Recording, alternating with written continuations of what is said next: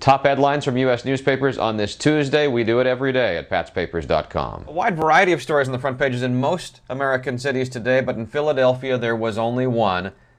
The headline in the Inquirer is "We Lost Our Voice." 40-year play-by-play man Harry Callis was found unconscious in the broadcast booth just before the Phillies game yesterday. The Philadelphia Daily News has a special 12-page section devoted to Callis, the 73-year-old, better known in the rest of the country as the voice of NFL films. The front page of the Detroit News takes readers back to the summer of 1976, a captivating picture known as the Bird. Mark Fidrich died at the age of 54 in an accident on his farm in Massachusetts. Columnist Bob Wanowski says he remembers Fidrich dropping to his knees and grooming the dirt on the pitcher's mound with his bare hands like a kid on a sandlot. An entertainment legend of a different sort, Ivory Snow baby turned porn star Marilyn Chambers is dead at 56. The San Francisco Chronicle notes it was 10 years ago that Mayor Willie Brown actually declared a Marilyn Chambers Day in the city. Two long court cases resolved yesterday. The LA Times leads with the decision in the Phil Spector case, convicted of second-degree murder. Prosecutors finally won a big celebrity murder case in LA after notable acquittals in the O.J. Simpson and Robert Blake cases.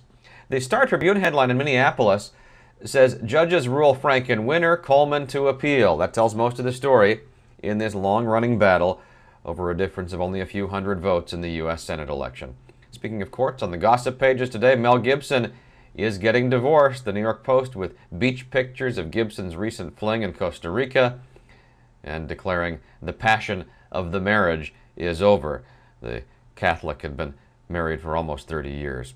Front page of the Washington Post, great picture of the president enjoying his first Easter egg roll on the White House lawn. The lead story in the Post is the announcement of steps to ease sanctions against Cuba. Americans with relatives there will be allowed to travel and send money. Of course, this is big news in Miami, although some exiles there, interviewed by the Miami Herald, worry that by visiting the island they will help to support the communist government. A story in the Philadelphia Inquirer published yesterday is getting picked up across the country today by newspapers including the Star Tribune. A debate here over whether genetic testing should be permitted on the pillowcase from Abraham Lincoln's deathbed. The intent of the test is to confirm a theory that Lincoln was dying of cancer at the time he was murdered. Quick thinking led to a safe landing in Florida. The pilot of a small plane passed out and died. Doug White and his family were on board.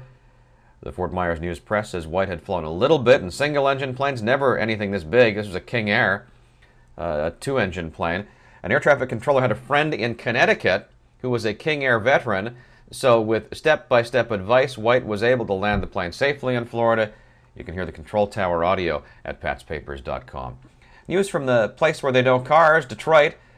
Those mini cars might not be the safest bet, even if they are cheap and convenient. The results of recent tests by the Insurance Institute for Highway Safety are hotly contested by car makers. Here's a line from a story in the Seattle Times about the tough economy. It says, "You go to work, put on the shirt, the pants, the overalls, maybe a suit, but not the Calvin Klein, the pancake suit." It's a story about unconventional advertising, often involving someone wearing a costume. The Wall Street Journal writes, Goldman Sachs is working as quickly as it can to get out of the grip of the government. The paper says that the executive pay restrictions and the bailout plan have given Goldman executives a big incentive to pay back the money it took last fall. Keep an eye on your loose change with the 2009 Lincoln penny somewhere out there. Relatively few of this special edition coin have been put into circulation, so some of the 1-cent coins have been reselling for $1, according to USA Today. John Grunsfeld is the astronaut who NASA keeps calling back into space. The New York Times says Grunsfeld has become the expert on the Hubble Space Telescope. He's headed up one more time to tune up the telescope for its final few years in service. Finally, hoops, circling back into popularity as a fitness craze. Hula hoops. The New York Daily News talks to a fitness instructor, Janet Yen, who says this is old-fashioned, wholesome fun, and it's an easy way to work out. To get a list of our favorite stories by email each morning, subscribe at patspapers.com. That's also where you'll find the links to all of the stories I've talked about today.